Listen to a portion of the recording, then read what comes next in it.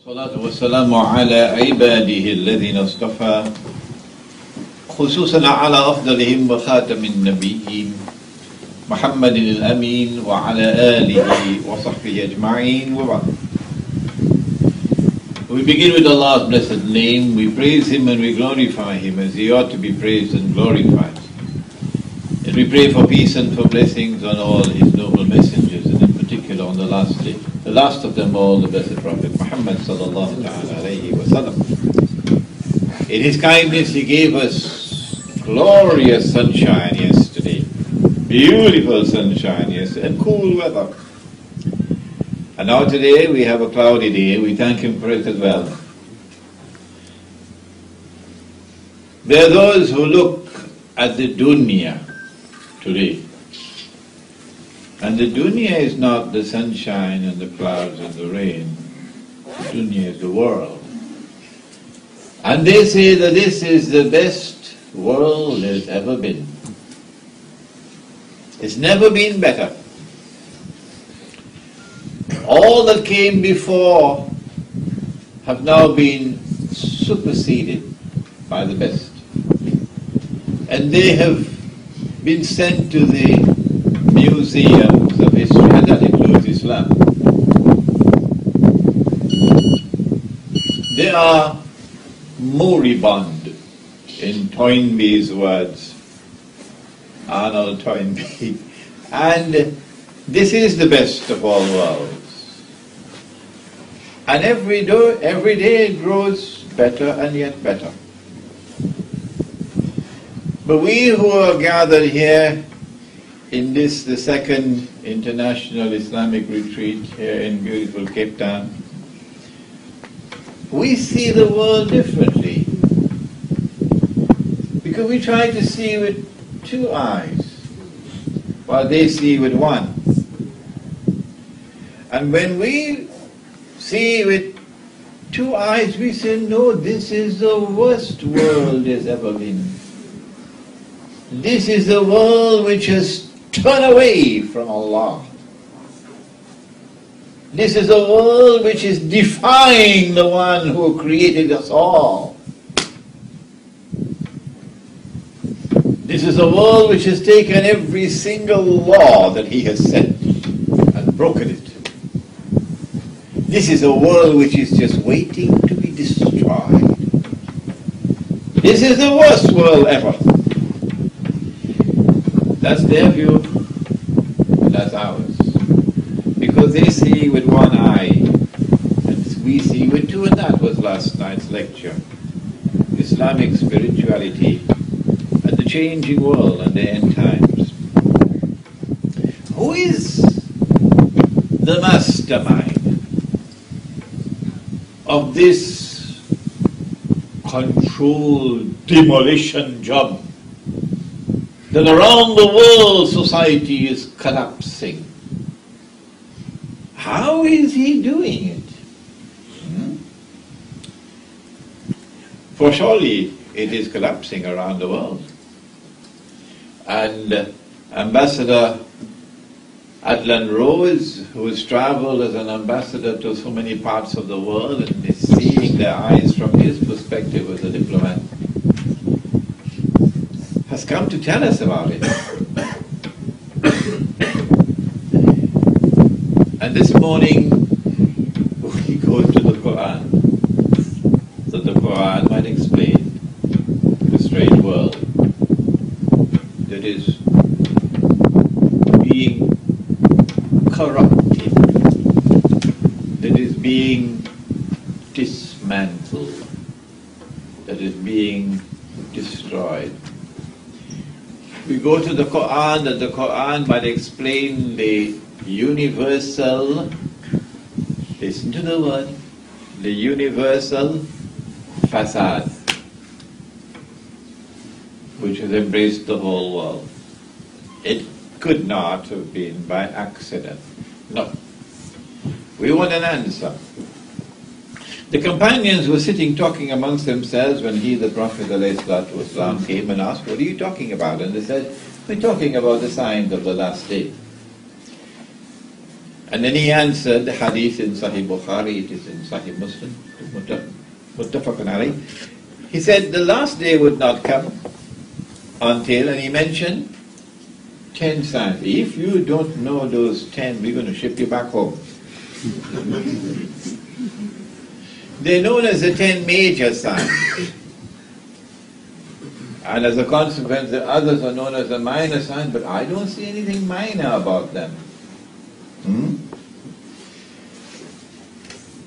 And they're not given to us in the chronological sequence in which they will occur. Which one comes first and which one comes second and which one comes third. What are they? Number 1, Dajjal, the false messiah. Number 2, Gog and Magog, Ya'juj and Ma'juj. Number 3, the return of the son of Mary. Number 4, Dukhan, smoke, clouds up there. Number 5, Dabbatul Ard, beast or a creature of the Ard, which is earth, which is also land. Number 6, that the sun would rise from the west. Cape Town, from which direction does it rise? Number 7, 8, and 9. 3, Khusuf, plural of Khas. And I thought that Khas was an earthquake in which the earth sinks down. Dr. Tamam Adi, the Syrian scholar of Quranic semantics, he says, no, Imran. A khasf is not just an earthquake in which the earth sinks down. It has to be a shaking, moving. And then you also have the sinking. Something like what happened in Japan recently. 3, Khusuf, one in the east, one in the west, and the third one in Arabia. And then number 10, that a fire will come out of Yemen and drive people to their place of assembly, which is Arafat. We're going to look this morning, and we're doing it rapidly, because you're all familiar with my lectures already. You've done your homework before coming. We're going to look this morning rapidly at Gog and Magog, Ya'juj and Ma'juj. Who are they? Are they human beings? Or are there some strange creatures with 24 ears and 4 noses and 6 or 8 hands on each side? Who are they? Are they from some outer planet, or do they reside down in the bowel of the earth? Who are they? Let the Quran answer that question. In Surah Al-Kahf of the Quran, we are told, Inna Ya'juj wa Ma'juj mufsiduna fil ard. Gog and Magog are perpetrating fasad. Fasad is not just a sin. Fasad is a crime. It is criminal conduct. For a sin, punishment is over there. But for a crime, punishment is also over here. And the punishment for fasad is the worst in the Quran. It is graded. You can be banished. You can have your hands and your feet cut off on opposite sides. And you can be crucified. And if you are crucified, and when they bring down your body, you pick up your briefcase and you walk away, you come back, you're not yet crucified. You're not yet crucified.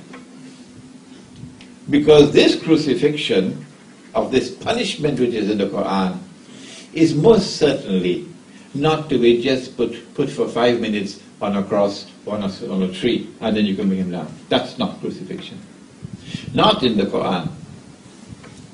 You have to die, then that you crucify. In the Quran. Outside of the Quran there are many strange things, I know. But this is the Quran.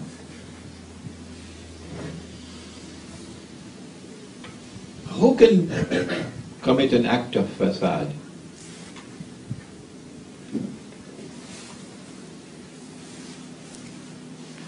Who are Gog and Magog? Can't be an angel. Why? Because angels have no free will. They cannot disobey. They commit no sin. So Gog and Magog cannot be angels. Other than angels, who else have been created by Allah? Only jinn and human beings. And so Gog and Magog can either be angels or jinn or human beings. If not, they probably are creatures of whom we have no knowledge, because Allah makes no mention of them. No knowledge. If Allah makes no mention of them, then this Quran has come to explain all things. So this Quran must explain Gog and Magog. Can there be jinn? Yes, jinn can commit sin, and jinn will be judged on the day of judgment, and jinn will be in heaven or in hell. There are jinn who are Muslims, and there are jinn who are shayateen. But Gog and Magog cannot be jinn, because jinn are invisible creatures. And if you are being attacked by jinn who are committing fasad in your land, and you build a barrier built of material substance, how would a material wall protect you from the jinn? And that's what Zulkarnain did. He built a barrier built of, was it recycled paper? No, it was iron. Zubarul Hadid. And a barrier built with iron offers no protection from the jinn. And so the conclusion we arrive at is that there's only one other creation. In all of creation, one other which can commit sin, which is a crime, and who can be contained behind the material barrier, because they're material beings. And so we conclude that Gog and Magog are human beings, and we only use the Quran so far. When we go to the Hadith, the Prophet ﷺ said that the Ya'juj and Ma'ajuj are from Banu Adam. They are the progeny of Adam alayhi salam. They're human beings. So that completes that discussion. No need to go and search in the bowel of the earth. No need to go and search anywhere in the skies. They are human beings.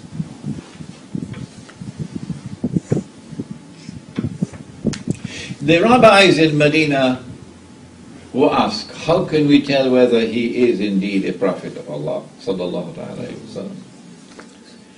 And they said, ask him these three questions which only a prophet can answer.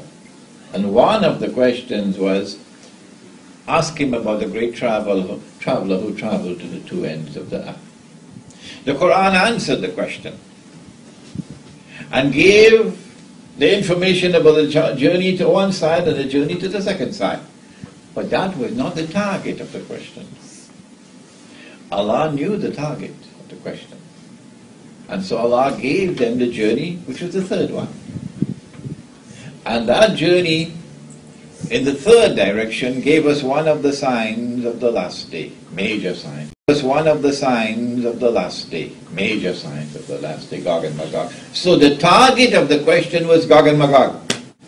Does he know about Gog and Magog?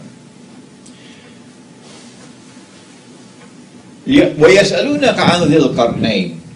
And they questioned me about someone who is called the possessor of Qarnayn, either two horns, or who impacts on two ages. It appears to mean two ages here, because otherwise the Quran uses qarn for an age, not for a horn.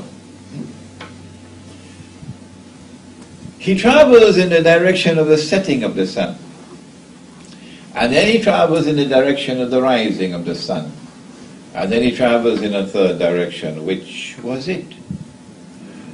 That is west, and this one is east. Which is the third one? We know the third one. Why? Because Nabi Muhammad ﷺ said that when they are released, they will pass by the Sea of Galilee on the way to Jerusalem. And there in Jerusalem, they will surround a mountain, which is in Baytul Maqdis. That's what the hadith says. And Nabi Isa ﷺ will be up the mountain. So if you're traveling, passing the Sea of Galilee on your way to Jerusalem, you're coming from the north. You did study geography, didn't you? All right. When he traveled in the direction of the setting of the sun, he could go no further because he came upon a body of water, which was hamia, dark and murky. So now we're looking for a body of water to the left of the Holy Land, are going north. And there are only two. One is the Mediterranean Sea, which is not hamia, because you can look down and you can see meters down. But north of the Mediterranean Sea, there is precisely such a body of water. It is even known as the Black Sea, because it is hamia. So much algae in the water that visibility is very, very difficult. Just about 1 meter you can see. And our Mufassirun, long years ago, identified it as the Black Sea. You find it in Tafsir ibn Kathir. They come across a people, and Allah subhanahu wa ta'ala, who created Zulkarnain and bestowed upon him power to pursue any objective he chooses to pursue. He is the superpower, but he has faith in Allah. And so when power is founded, power rests on the foundations of faith. How will power be used? The Quran now gives a beautiful explanation. Zulkarnain replies to Allah subhanahu wa ta'ala, I have a little difficulty in having that fellow called Alexander, that you call Alexander the Great, having a conversation with Allah. I have a little difficulty with that. Allah speaks to him and he speaks to Allah. Alexander, the fellow who worshipped all the Greek gods and goddesses and so on. Yeah. So, Zulkarnain replies to Allah and he says, those who commit acts of dhulm, who are unjust, who oppress, who are wicked in their conduct, I'm going to punish them. And so power, when it rests on the foundations of faith, is used to punish the oppressor. And when they return to you, you will also punish them. And so when power rests on the foundations of faith, there is an essential harmony between this world here and that world there. What a wonderful world in which to live. And those who have faith and who are righteous in conduct, I'll treat them nicely and they will be rewarded. So when power rests on the foundations of faith, power is used to support and to protect those who have faith and who are righteous in conduct. The Quran is teaching a lesson. And then he travels in the direction of the rising of the sun. So if you move east, from the Black Sea, how far can you go? As you move east from the Black Sea, you're going to come upon another sea, beyond which you can't go. What's the name of that sea? The Caspian Sea. You're lucky I don't have time to ask you questions. The Caspian Sea. And there he came across the people, and now we see the very few words, agonizingly few in the Quran.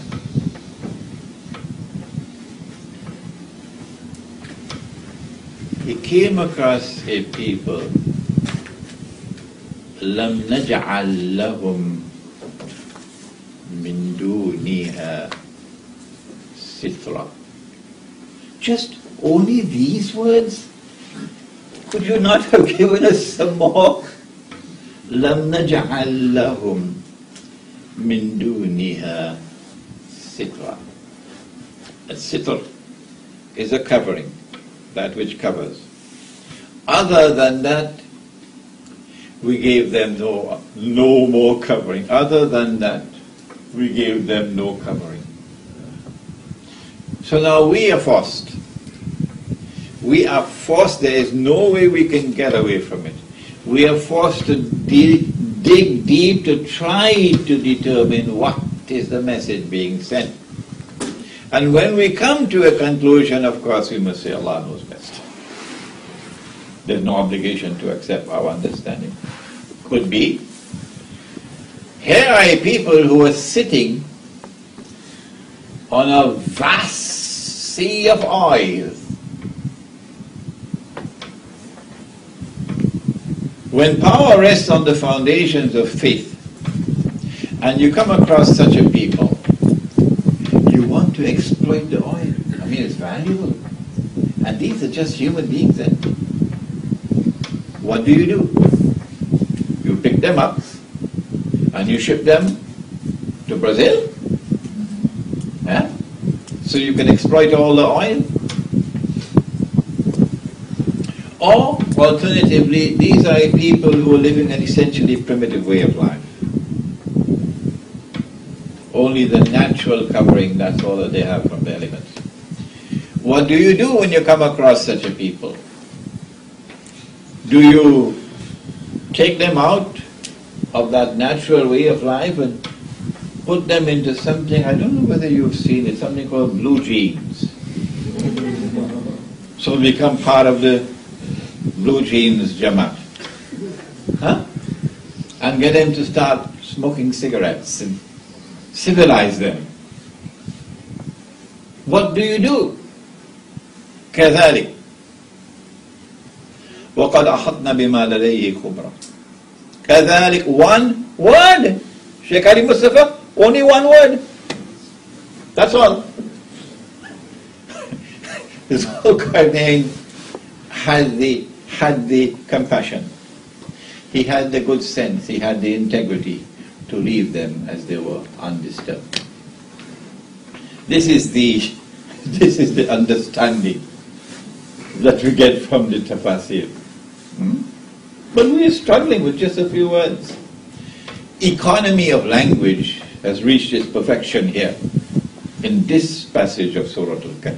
كذلك وقد أحطنا بما لديه خبرا. Allah says, I understood perfectly why he acted in the way that he did.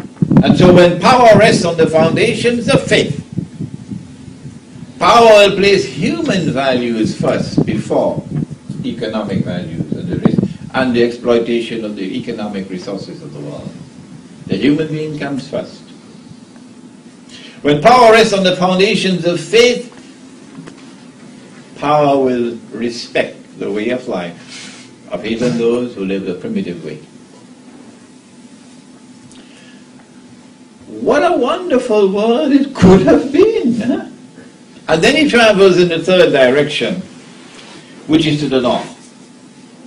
But when we look from that Black Sea to this, the Caspian Sea, and now we're in the firm foundations of geography. When we go north, there is an unbroken barrier of mountains. What are they called? What are they called? Caucasus Mountains. An unbroken barrier of mountains. But this unbroken barrier of mountains has a little pass in between them. A solitary pass, where you can pass through from the north to go down to the south.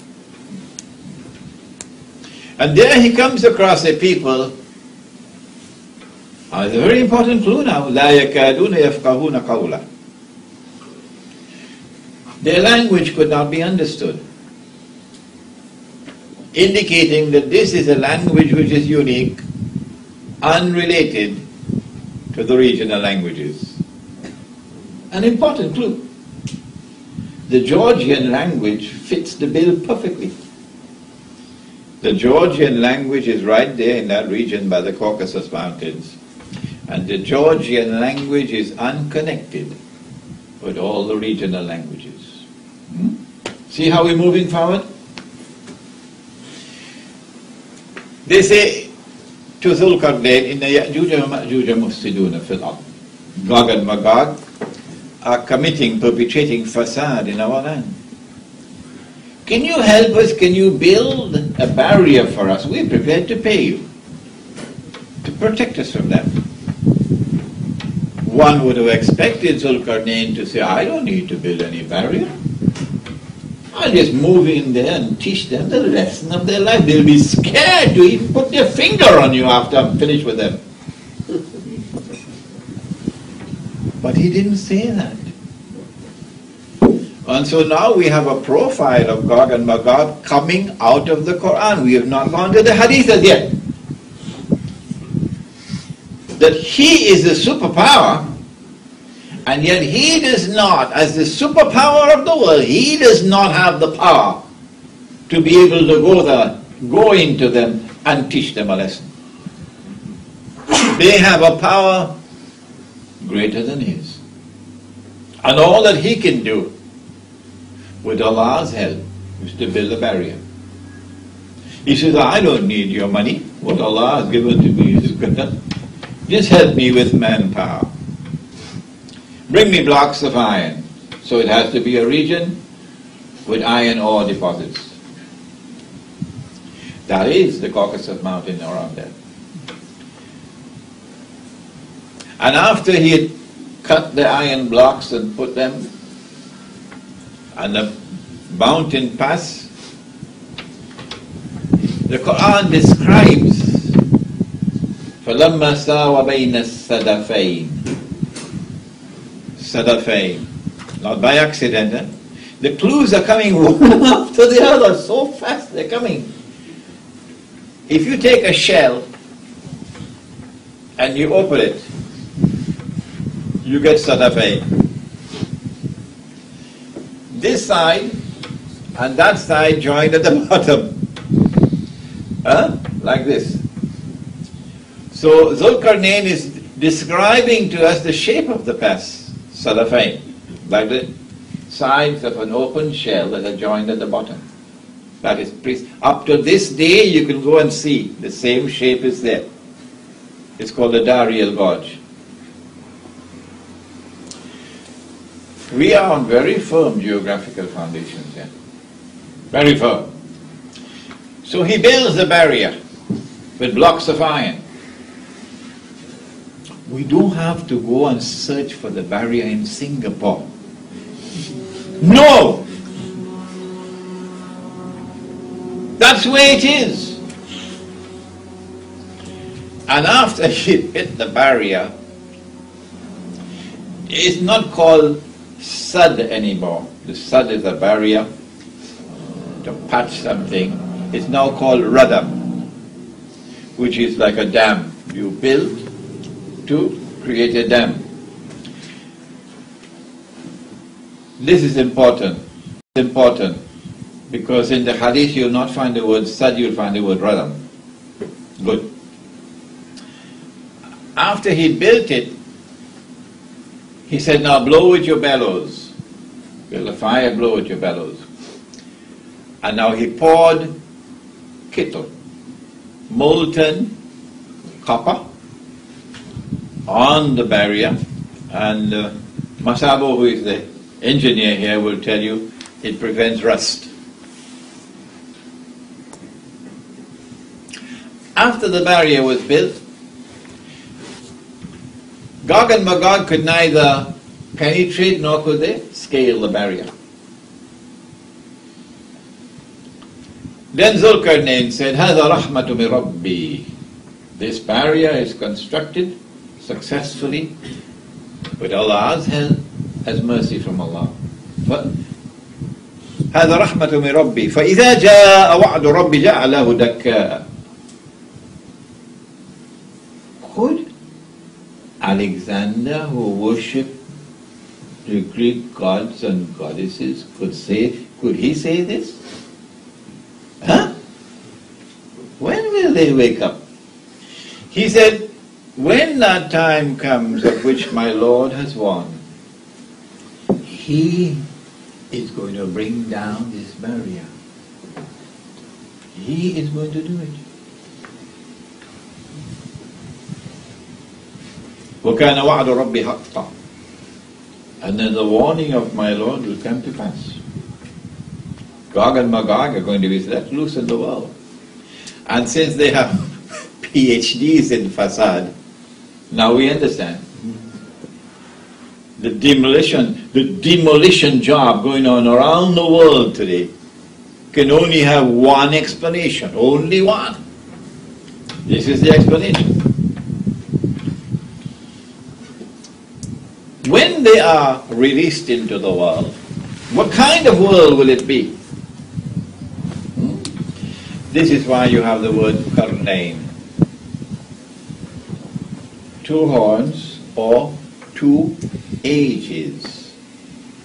If you take the two ages as the meaning, that was one age. And what a world it could have been.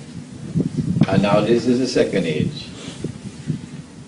Because I have created creatures of mine, so powerful that none but I can destroy them.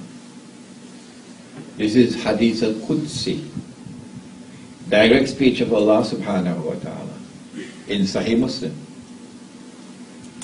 And so power in the world now, power which cannot be challenged, no, will now be released. And this power will rest on foundations which have to be godless to be agents of fasad. Because godly people, righteous people don't act in that way. And so power will now be used in a manner which is opposite from that first stage. In that first stage, power rested on the foundations of faith, and power was used to punish the oppressor. Remember? And now power will be used, power which rests on foundations which are godless, power will be used to oppress. Are you beginning to understand the world in which we live today? That one is a power you can trust because it is on foundations of godliness. And anyone who has the truth in his heart must have the truth on his lips. So you can trust him.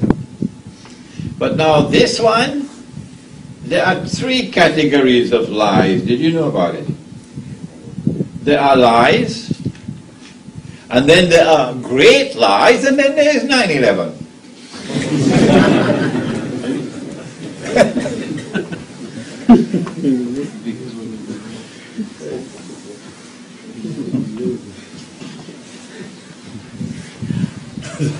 This is the world in which we now live.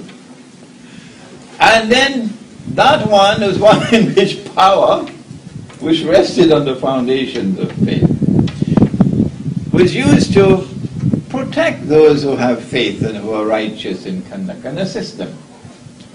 And this is one which targets those who have faith and who are righteous in conduct, and demonizes them and terrorizes them and sends them to a place called Guantanamo. Do you see the difference between the two? And now, what about the journey to the east? That one, even if these were a primitive people, but they were living in a land below which there is a whole basin of oil. And that precisely, of course, is Caspian Sea. Eh? Caspian Sea is a huge basin of oil. With Zulkarnain, he left them undisturbed because the human person was more valuable than the oil. But the new world of Gog and Magog says no. Human beings are like cockroaches. You don't have to bother of them. And this new world is essentially racist. Racist to the core. And they're not like us. So they are dispensable. The oil is what we want. And we go after the oil without regard for human rights. Or there are people who are living a primitive way of life. So they only take from the earth enough for their daily sustenance. And they show reverence for rivers. And they would be horrified, absolutely horrified, to find a people taking all the sewage from a town and pumping it into a river. Are these human beings? Or are they some satanic force? This is how that primitive man would respond. And now these people come who are agents of facade and say, we will not allow you to live that way. And so they take them out of the setting in which they are living, the primitive way of life, and bring them into what I call the blue jeans Jamaat. And so we have two ages. We have that age and we have this age. And you can now understand the world in which you live, and you can now look back to see the world that you could have lived in. This is the Quran addressing mankind. If only we'll take a little time to go to the Quran.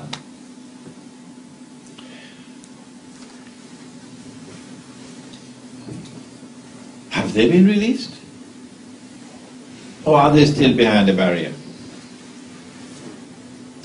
Nabi Muhammad alayhi salatu wasalam is asleep at the home of his wife Zainab radiallahu ta'ala anha. And he sees something in his sleep, and the hadith is in Sahih Bukhari, I think about 6-8 times. Different versions. He sees something in his sleep which is terrible, terrible, terrible, terrible. And he wakes up from his sleep, it's a vision, and his face is flushed red.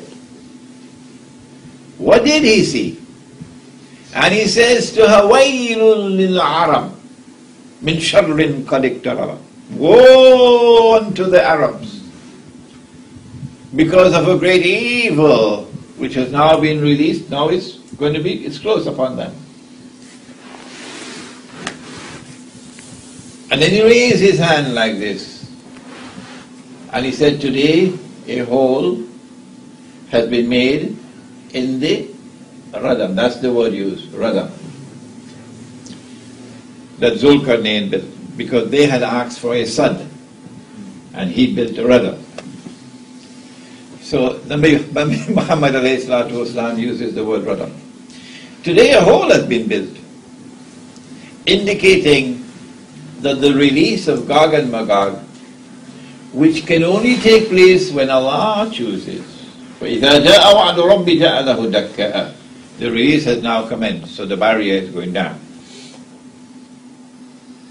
She then asked, Anuhlika, will we be destroyed? And there are righteous people living amongst us? He said, Na'am. We meaning the Arabs, because he said, Wailul lil Arab. Will we be destroyed when there are righteous people living amongst us? He said, Na'am. إِذَا كَثُرَ الْخَبَثِ. When khabath, nastiness, immorality,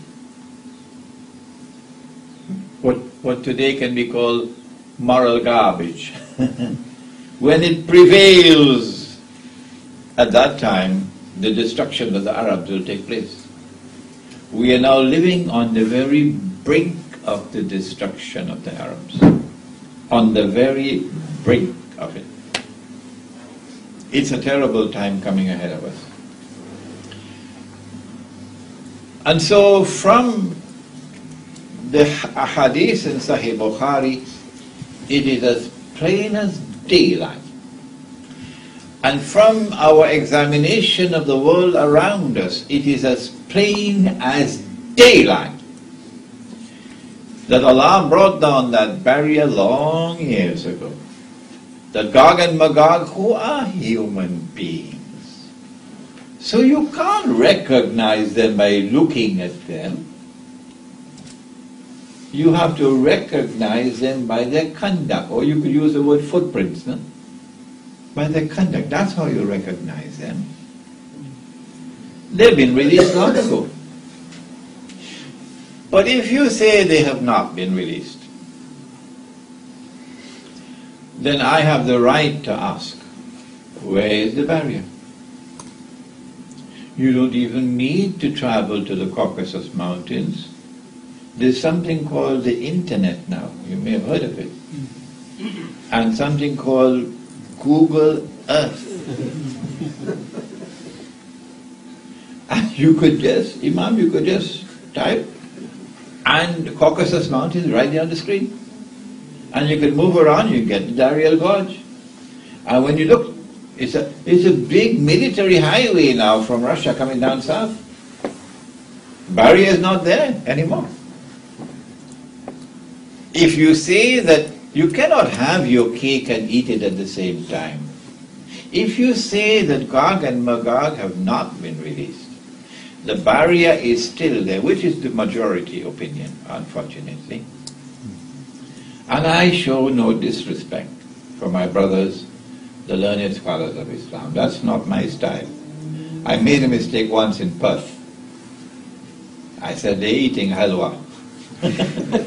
And then Perth scolded me, and I have not done it again. If you say that the barrier is still there, that they have not been released, and I explain to you why they say that, then we have the right to respectfully ask them, where is the barrier? And why are you not making an effort to go and search for such a historic construction which is in the Quran? If it is still standing there, how can you eat biryani for dinner and go to sleep? Huh? Why are we in this situation? I have been lecturing on the subject of Gog and Magog for more than 15 years now. When I started in New York, people looked at me and asked whether this man has come from Mars or Venus. You couldn't believe what it was like 15 years ago. Really. Because nobody was speaking on this subject. Nobody. And I am in the United States of America. And you got the whole world of Islam in New York, you know. Everybody there. Every single Muslim community of the world is present in New York. And here comes this curious fellow called Imran, talking about Gog and Magog. We never heard about it before.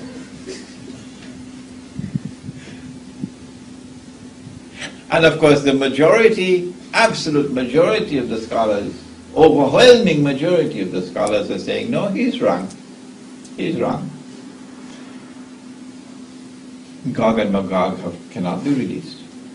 The barrier is still standing. Why did they hold this position? Why? We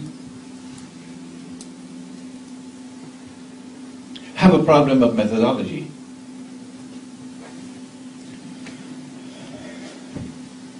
At the very beginning of the Quran, Allah teaches a lesson, but it has escaped the attention of many of us. He says that He ordered the angels to bow down to Adam alayhi salam. فَسَجَدُوا إِلَّا Iblis. This sentence is not constructed by accident. No. And Allah subhanahu wa ta'ala is not deficient in the use of language. No. There is a reason why this sentence is constructed like this. He ordered the angels to bow, to prostrate. And they all prostrated. In other parts of the Quran, Jamia, they all prostrated. Illa Iblis.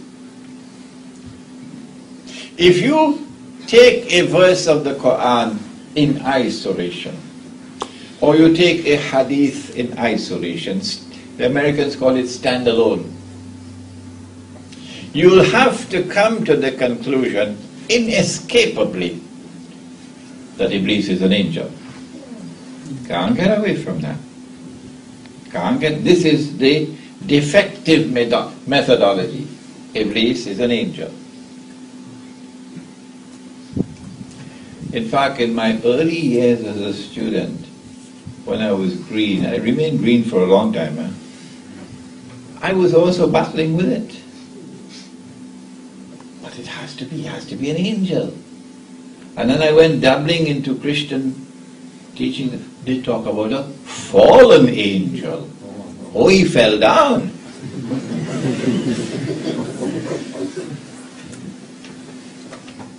Because we had not as yet been grounded in methodology.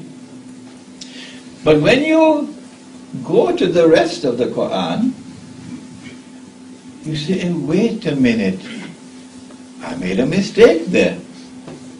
Because here Allah speaks about the angels. They don't have any free will. They don't have any self-directed will. They don't have choice. وَيَفْعَلُونَ مَا يُؤْمَرُونَ. They have to do whatever they are told to do.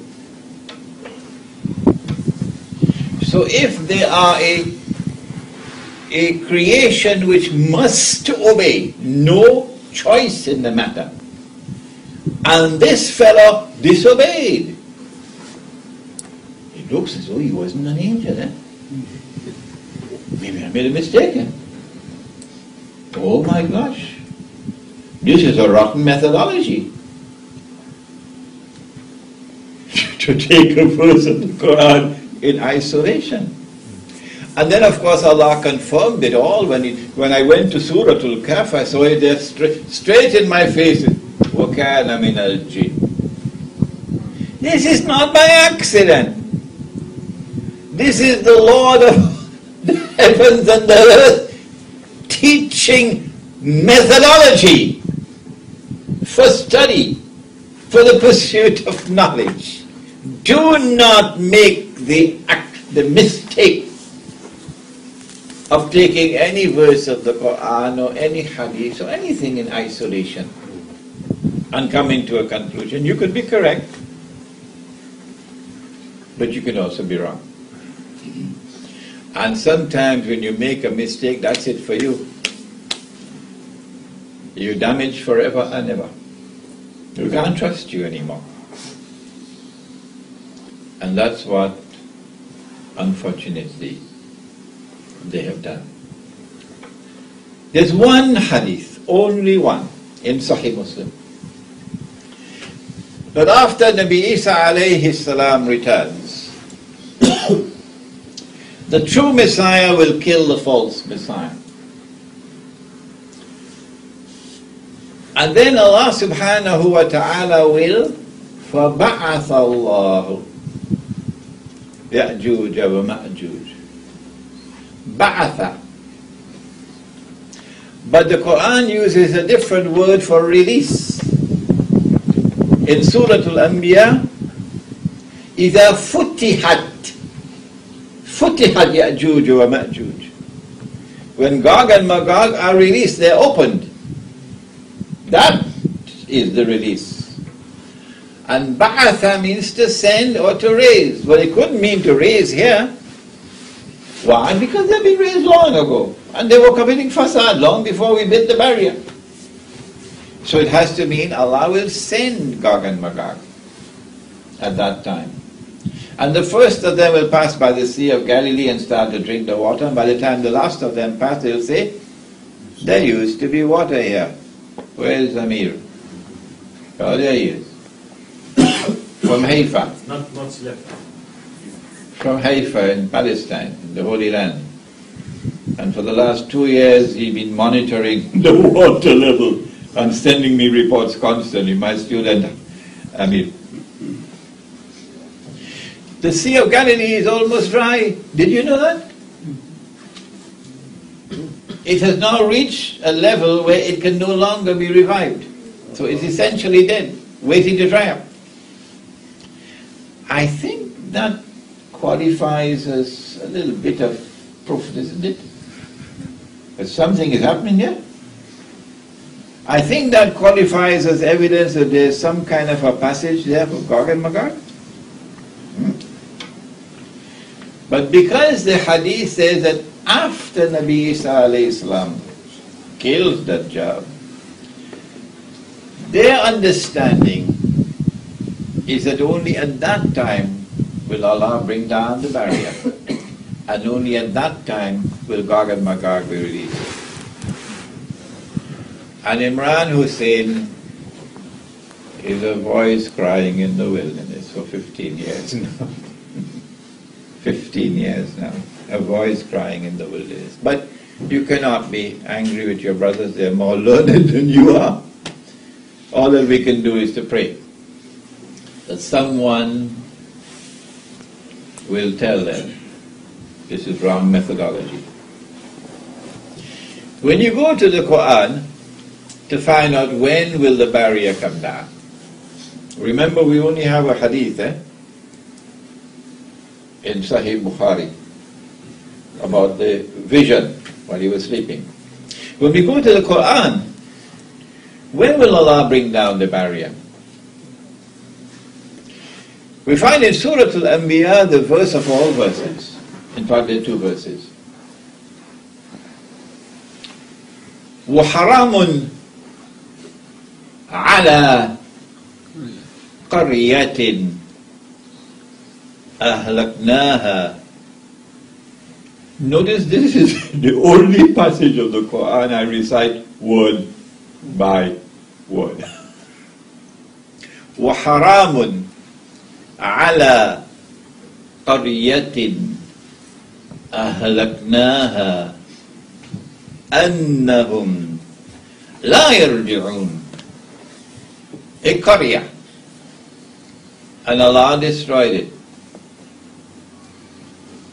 And we know that before the end, Allah is going to destroy all. وَإِن مِّن قَرْيَةٍ, not a single one will escape. وَإِن مِّن قَرْيَةٍ إِلَّا نَحْنُ مُهْلِكُوهَا قبل يوم القيامة أو معذبوها عذابا شديدا وكان ذلك في الكتاب مسطورا. سورة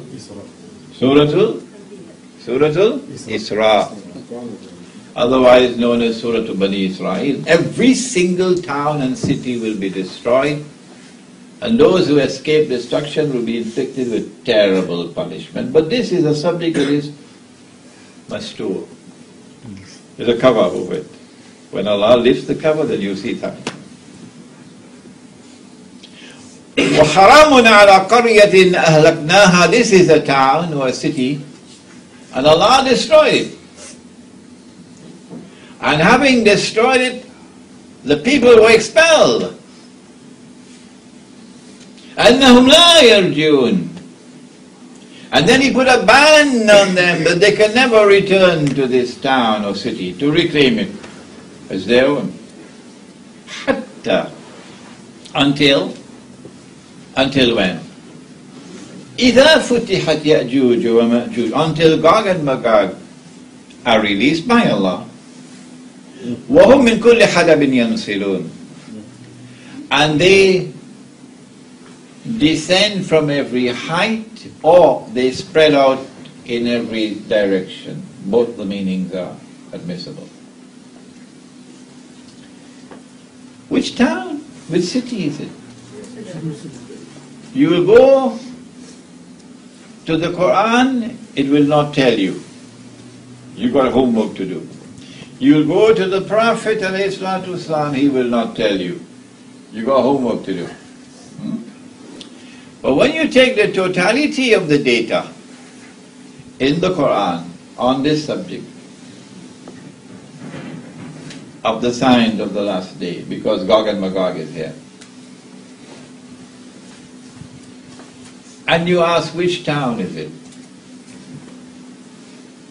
then there's only one answer to the question.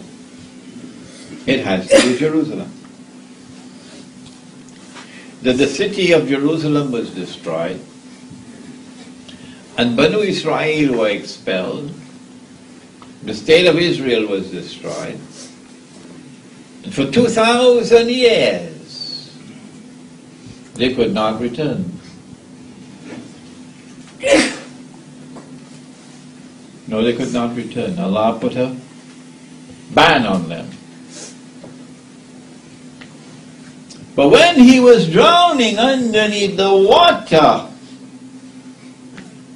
then he realized that he wasn't God. You know, previously he said, Ana Rabbukum al-A'la, I am the Lord Most High. But when he was drowning underneath the water, he says, oh my gosh, I'm not God. I am not God. So then he declared his faith in the God of Banu Israel. So Allah said, Al-Ad, now Fir'aun, وَقَدْ عَصَيْتَ قَبْلَ, and before this you were in obstinate rejection, وَكُنَّ مِنَ الْمُفْسِدِينَ, and you were committing fasad. فَالْيَوْمَ نُنَجِّيكَ بِبَدَنِكَ. This day we have decided, we have ordained to preserve your physical body. لِتَكُونَ لِمَنْ خَلْفَكَ آيَةً.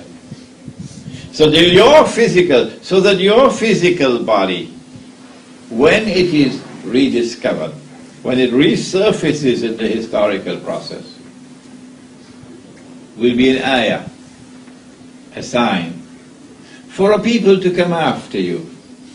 A people who live the way you lived and who will die the way you died.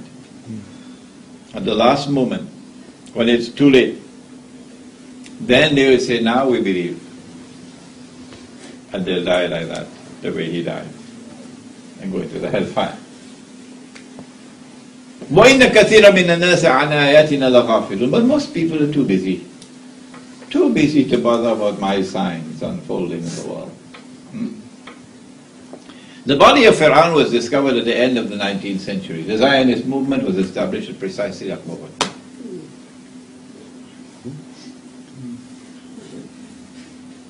And so now the people of the town are going to be brought back. فَإِذَا جَاءَ وَعْدُ الْآخِرَةِ جِئْنَا بِكُمْ لَفِيفًا.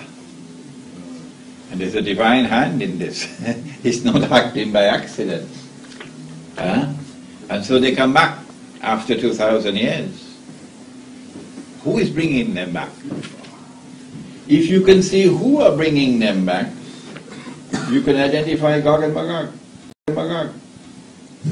Yeah. And if you want to know the origins of Gog and Magog, because they're constantly expanding, because they're spreading out, okay, in all directions. So the original Gog and Magog would be small in number, but Eventually you're going to have Pakistani Gog and Magog. You're going to have Japanese Gog and Magog. You're going to have Chinese Gog and Magog, okay? But the original Gog and Magog are the ones where the center of power is located. This is only the periphery. Islamabad is the periphery. Here is the center. Where is the center? We say that it is Gog and Magog who attack Christian European civilization, which was Christendom, and transformed it into godless modern Western civilization. We say this is the civilization of Gog and Magog. And it is this civilization which now possesses a power which cannot be rivaled. It is this civilization which uses military power to attack, as Ambassador Adlan Rose was speaking about, the period of military conquest of the rest of the world, and then the colonization of the rest of the world, and then the decolonization. They're the ones who brought back Banu Israel to the town to reclaim it as their own. And so there is Gog and Magog. But originally, you have to look at the Caucasus Mountains. And when we do that, we find that it is the Khazar, K-H-A-Z-A-R, who converted to Judaism shortly after the time of the Prophet ﷺ. And so now you have a curious creature. They don't like me for this. A curious creature emerges in history who is not Semitic. He is most certainly not a cousin of the Arabs. He is European, but he's also a Jew. Oh? Can you have such a thing as a European Jew? I thought they were from the seed of Ibrahim alayhi salam through Ishaq alayhi salam. I thought they were Banu Israel. Not only is the European Jew something unique amongst Jews, but if you do a genetic test on him, you see the evidence staring at you that he is genetically unique in the world. No other people are like him, the European Jew. And so we have identified for you that the Khazar, who are the original, have become Jews. And some of them also became Christians. And I believe some of them also became Muslims. So let me speak softly. The end of it all is that they're going to have a grand, mighty clash between Gog and Magog. And Allah speaks of it. وَتَرَكْنَ بَعْضَهُمْ يَوْمَئِذٍ يَمُوجُ فِي بَعْضٍ. يَمُوجُ فِي بَعْضٍ. Like waves crashing against each other. It can also mean merging with each other, which explains globalization around the world today, one global society. But the other meaning is the one I want to concentrate on now. The clash that will take place. You have my book somewhere around there, An Islamic View of Gog and Magog in the Modern World. There is this mighty clash that is going to take place. I don't want to spoil your tea, but when we examine to identify them today, there is no question but Magog is Russia and the alliance with Russia. And therefore Gog will have to be the Anglo-American-Israeli alliance. And when they clash, it's not going to be with bows and arrows, or not. It's going to be nuclear weapons and not thermonuclear weapons, and only those can produce dukhan. And most of mankind are going to die. But I don't think the heavens will be weeping for most of them, because they have eyes and yet they don't see. They have ears and yet they don't hear. They have hearts and yet they don't understand. The Quran is in the world, but they don't read the Quran and study it. So they're just like cattle. أُولَٰئِكَ كَالْأَنْعَامِ. Most of mankind are going to die when this clash takes place. After that, self-destruction, mutual self-destruction. The state of Israel will be defenseless. And then comes the army from Khurasan. And it's not a Muslim army that will destroy Israel, because Israel will already be broken. At that time, said the Prophet ﷺ, لَتُقَاتِلُنَّ الْيَهُودِ Sahih Bukhari. لَتُقَاتِلُنَّ الْيَهُودِ You're going to fight them, the Jews. وَلَتَقْتُلُنَّهُمْ And you will kill them, you will defeat them. Not all Jews. No, don't take a hadith in isolation. When you go to the totality of the Quran, you'll find if there are Jews who stand with you and condemn Israel, there are such Jews. They're there in Brooklyn. They support the oppressed. How can you say that these are Jews who are referred to in this hadith? So not all Jews. لَتُقَاتِلُنَّ الْيَهُودِ وَلَتَقْتُلُنَّهُمْ حَتَّى يَقُولُ حَجَّ At that time the stones will speak. Ya Muslim, هَذَا يَهُودِيٌّ وَرَائِي فَتَعَالَ فَقْتُلْ They're going to be on the run. So this is not a confrontation, a military confrontation where we will then destroy Israel, because they're going to be on the run. They're going to be hiding behind trees and stones. So the breaking of the power of Israel will take place with the Gog and Magog clash. It is after this. Now I left out something before that. After Dajjal is killed, which is our next lecture, then Gog and Magog, the clash will take place. They will surround Nabi Isa alayhi salam in Baytul Maqdis. Let's say we've killed all those who are on earth, now let's kill all those who are in the heavens above. So they're going to be military warfare above. Space. It's called Star Wars. And then Nabi Isa alayhi salam will pray to Allah. And he will destroy Gog and Magog. And something will attack them at the back of the neck, the top of the spine. We have some medical doctors here, so you got homework to do now. And they fall down paralyzed. Could be that the immune system was devastated, and the smallest, tiniest attack could cause you to be paralyzed. And they die, and by next morning their bodies are rotting. And Allah will then send prehistoric birds with huge necks and pick up these bodies and have them disposed where Allah will have them disposed. This is the end of Gog and Magog. But after that comes the destruction, the finishing off of the state of Israel, and then the Khilafah is restored in Jerusalem. And the truth triumphs over falsehood, and justice triumphs over injustice and oppression. I'm sorry that I had to race with this. I normally don't race like this. So we wanted to finish in 1 hour, and we finished in 1 hour and 5 minutes. So you can have your tea now. ربنا تقبل منا إنك أنت السميع العليم وتب علينا يا مولانا إنك أنت التواب الرحيم برحمتك يا أرحم الراحمين آمين.